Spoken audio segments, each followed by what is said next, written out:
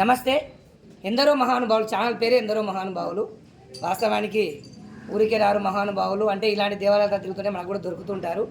వారి పాదూలు దొరికిన వాస్తవానికి ఇందాక ఎవరో చెప్పారు భగవద్గీత సౌతుడు తాగుతా అన్నట్టు. మరి మన పక్కన ఉన్నారు బోధరంగ స్వామి గారు. వారికి కూడా మరి 9 ఏళ్ల ఆశ్రమ బాధ్యత కూడా అప్పగించడం జరిగింది. మరి వారిని ఎక్కడ ఏ సభకు పోయినా ప్రారంభ గీతం వారితోనే ఉంటుంది. మరి వారు కూడా 2 నిమిషాలలో మనము వారి అమూల్యమైన సమాచారం నేనైతే మార్గం పెద్ద మనిషి కనుక వారు తోసింది వారే చెప్తారని కోరుకుంటున్నాను.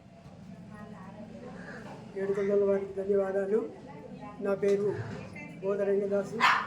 ఈ సంవత్సరం నుంచి కూడా మరి మహేశ్వర సార్ బోధరంగయ్య అని పెట్టారు. మా ఇంటి పేరు బోధలు కనుక వేదాల గురించి సత్సంగాల గురించి బోధరంగయ్య అని పెట్టారు. దాని పరంపరంగా బోధరంగదాస్ అని వచ్చింది. నేను కేవలము భగవంతుని స్మరించుట కొరకు గీత పారాయణం నేర్పించుట కొరకు కూడుకున్నాను.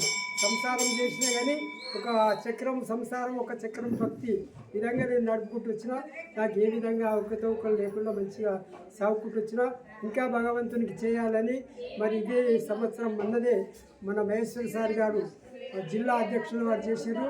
నాకేంటంటే ఈ మానవ లోకముల భగవద్గీత చదవాలి, అందరూ పునీతులు కావాలి, జన్మ తరించాలని నా యొక్క అభిలాష.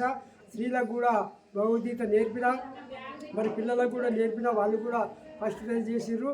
ఎందుకంటే ఉద్ధరేణాత్మనాత్మ అన్నట్లు ఎవరిని వాళ్ళు ఉద్ధరించుకోవాలంటే కాదు కనుక కొంత సపోర్ట్ వాళ్ళకి చేస్తే వాళ్ళు దానికి వస్తారని యువకులు కూడా మస్తు చెప్తున్నారు.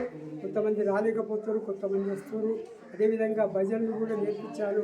ఈ ఎక్కడి నుంచి భక్తికి రావాలని నేను అదే ప్రాధాన్యపడుతూ ఆ కార్యక్రమంలో మేము నిమగ్నమవుతున్నాం. ధన్యవాదాలు స్వామి. మరి ధన్యవాదాలు. జై శ్రీరామ్.